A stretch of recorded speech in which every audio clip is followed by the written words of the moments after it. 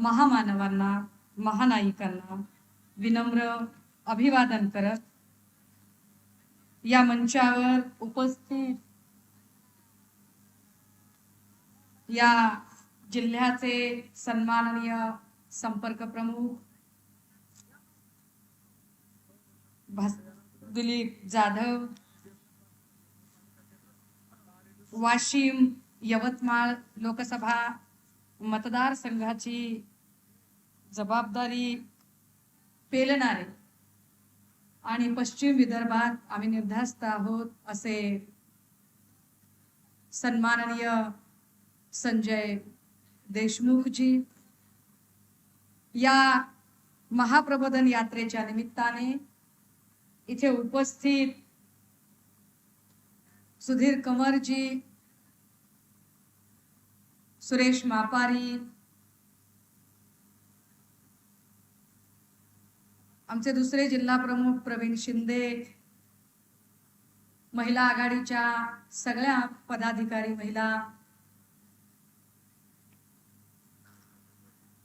आमच्याकडे नव्याने पक्षामध्ये आलेले आणि हा पक्ष मजबूत करण्यासाठी तन मन धन लावून प्रयत्न करणारे सेवानिवृत्त न्यायाधीश किशोरजी राठोड,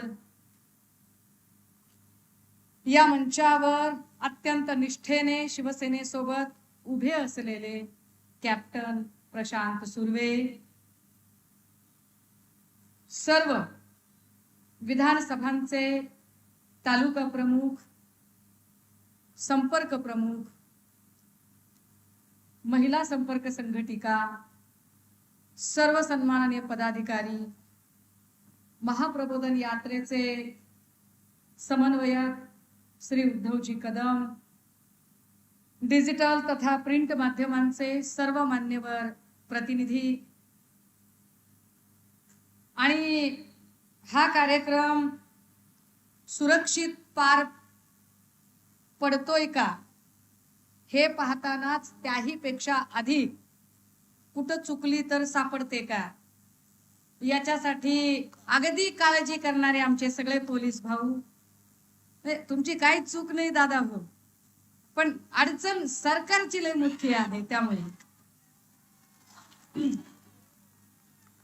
आमची सगळ्या माध्यमांना, म्हणजे मी काहीही मांडण्याच्या आधी ज्या देवाभाऊंना उबळ येते शिल्लक सेना म्हणण्याची, त्या देवेंद्रजींनी हा नजारा एकदा बघावा। विशेष की हा नजारा आमचे सन्माननीय नेते आदित्यजी ठाकरे यांच्या सभेचा नाही, हा नजारा आमचे सन्माननीय पक्षप्रमुख उद्धव साहेबांच्या सभेचा नाही, अरे शिवसेनेच्या एका शिवसैनिकासाठी जर हे एवढे शिवसैनिक जमू शकतात, ये ट्रेलर है, ये ट्रेलर है पक्ष प्रमुखांच्या सभेची काय आगाज असेल याचं भान असलं पाहिजे या सगळ्या मंडळींना। दादा हो, मी काहीही बोलण्याच्या आधी एक कथा सांगितली पाहिजे, म्हणजे जरा जास्त कळेल। झालं काय माहितीये का, एक जंगल होतं, जंगलामध्ये एक गुफा होती, गुफेमध्ये वाघ वाघीण राहायचे, ते शिकारीला रोज बाहेर निघायचे।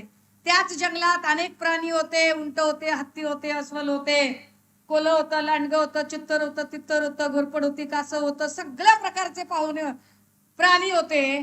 तिथेच एक बकरीही होती, ती बकरी ही चारा आणण्यासाठी जंगलात फिरत होती, फिरत फिरत फिरत ती त्या वाघाच्या गुहेपर्यंत गेली, तिला कुठेतरी रडण्याचा आवाज आला, लहान पिलं रडताय तसं तिच्या लक्षात आलं, बघितलं, जवळ जाऊन गुफेच्या अधिक अधिक अधिक जवळ गेली, बघितलं तर वाघाचे बछडे रडत होते।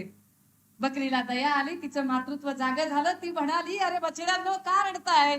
बछड्यांनी सांगितलं, आमची आई आमचे बाबा आमच्यासाठी खायला आणायला गेलेत, आम्हाला भूक लागलीये, आम्हाला खायला काही नाहीये। बकरीचं मातृत्व जागा झालं, ती म्हणाली, बछड्यांनो रडू नका, मला जेवढं शक्य आहे तेवढं मी करेल। बकरीला पाना फुटला, बछडी बकरीला प्यायला लागली।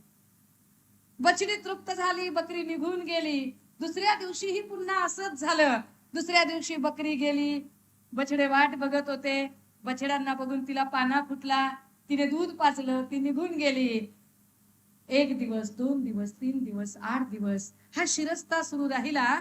आणि एके दिवशी अचानक नेहमीप्रमाणे बकरी गुफेमध्ये आली आणि तिथे ती त्या बछड्यांना पाना पाजायला लागली. इतक्यात वाघ वाघिणीची एंट्री झाली.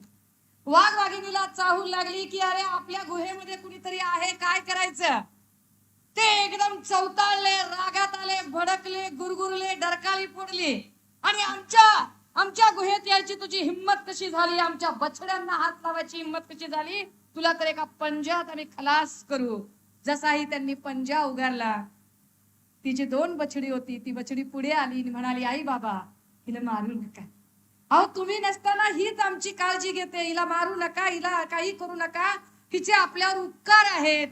हे ऐकल्याबरोबर रागाचं रूपांतर कृतज्ञतेमध्ये झालं. दोघांनी हात जोडले, आभार मानले की अगं बाई तुझ्यामुळे आमच्या बछड्यांना इतके दिवस आम्ही म्हणतोय की आमची बछडी इतकी सुरक्षित, इतकी सुखी, इतकी हसत खेळत कशी असतात, तू त्यांची काळजी घेतलीस का.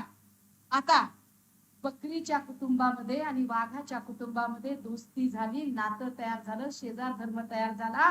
आणि आता बकरीचे बछडे सुद्धा वाघाच्या बछड्यांसोबत खेळायला लागले, गुहेत यायला जायला लागले, वाघाला मामा म्हणायला लागले. कधी कधी वाघ आपल्या पाठीवरनं बकरीच्या बछड्यांना सैर जंगलातली करत होता. एके दिवशी असाच वाघ बछड्यांना पाठीवर घेऊन जंगलात जात असताना घडलं काय, वरून जाणाऱ्या गरुडाने बघितलं. गरुड खाली उतरला, म्हटला अरे काय नजारा आहे की वाघाच्या पाठीवर आपण बकऱ्याचे बछडे बघत आहोत. गरुड खाली उतरला आणि त्या बकरीकडे गेला आणि म्हणाला, अगं बकरी मी काय बघतोय, हे काय चित्र आहे. अगं तुझी बछडी वाघाच्या पाठीवर कशी. बछडीने घडलेली सगळी घटना सांगितली की बाबा रे असं असं झालं, ती बछडी भुकेसलेली होती, मी पाना पाजला होता, वाघाला फार त्याच्याबद्दल आभार कृतज्ञता वाटली, तेव्हापासून आमचं नातं जुळलेलं आहे. आणि ते माझ्या लेकरांना भाचा म्हणतात आणि माझ्या लेकरांचे ते मामा आहेत. काळजी किती घेतायत बघा बरं का. ते माझ्या लेकरांना मामा म्हणतायत, माझे लेकर त्यांना मामा म्हणतायत, काळजी घेतायत. कर भला सो हो भला, चांगलं केलं की चांगलं होतं देवा, आणि तू पण चांगलं कर, तुला पण कुणी पण चांगले भेटतील. गरुडाने मंत्र लक्षात ठेवला. 30 मास निघून गेले. एके दिवशी पावसाळा सुरू झाला, जंगलामध्ये पाऊस पडायला लागला. बघता बघता सगळीकडे पाऊस पाऊस पाऊस, पाणी पाणी पाणी, पूर पूर पूर झाला. सगळीकडे पाणी, सगळ्या जंगलात जमिनीवर पाणी, खाली बिळांमध्ये पाणी जायला लागलं. जी जमिनीतली बिळं होती, एका जमिनीच्या बिळामध्ये उंदीर होता, उंदरांची पिलं होती. वरुण गरुड बघत होता, तो एका झाडाच्या फांदीवर थांबला होता. त्याने बघितलं की उंदराची पिलं ची ची ची करतायत, नाका तोंडात पाणी चाललंय. गरुडाला आठवला बकरीचा शब्द, कर भला सो हो भला, कर्म चांगले केले पाहिजेत, आपण मदत केली पाहिजे. गरुड खाली उतरला पटकन आणि एका एका उंदराच्या पिलाला आपल्या चोचीतनं पटापटा पटा उचलायला लागला आणि झाडावर सुरक्षित ठिकाणी त्याने ठेवलं. काही वेळाने त्याच्या लक्षात आलं की पाण्यात भिजल्यामुळे या सगळ्या बछड्यांना, या सगळ्या उंदरांच्या पिलांना थंडी वाजते, ते कुडकुडत आहेत. गरुडाला वाटलं यांची मदतच केली पाहिजे. गरुडाने आपले पंख पसरले आणि सगळी उंदराची पिलं आपल्या पंखाच्या खाली घेतली. पिलं त्या उभेला झोपी गेली.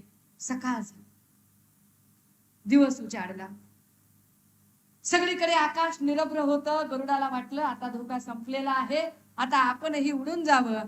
गरुडाने उडायचा प्रयत्न केला, पंख पसरायला लागला, पंखच पसरत, पंखच उडत नव्हते. काय झालं कळेना. गरुडाने इकडे इकडे बघितलं, अरे काय झालं हे, असं काय घडलेलं आहे. अगदी त्याच वेळेला त्याच्या लक्षात आलं की रात्रभर ज्या उंदरांना आपण पंखाखाली घेतलं होतं, त्याच उंदरांनी पंख कुरतडले, पंख कापण्याचा प्रयत्न केला.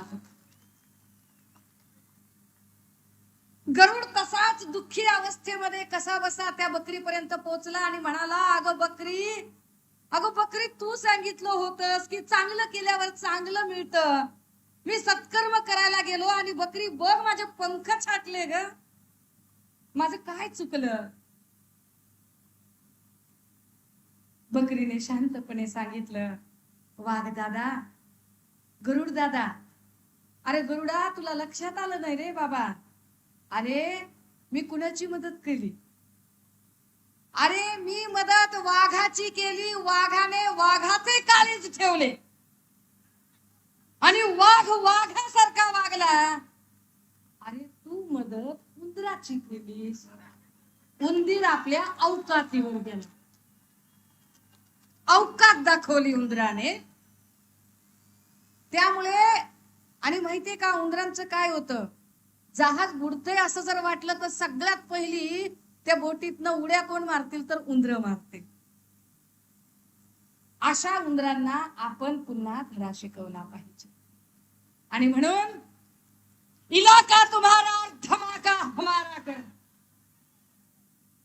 या वाशिम यवतमाळ मध्ये ज्यांना सत्ता मत्ता दिली, या यवतमाळ मध्ये भल्या भल्यांची अवकात ज्या शिवसेनेने बनवली, त्या सगळ्यांना सांगितलं पाहिजे की काय करतंय.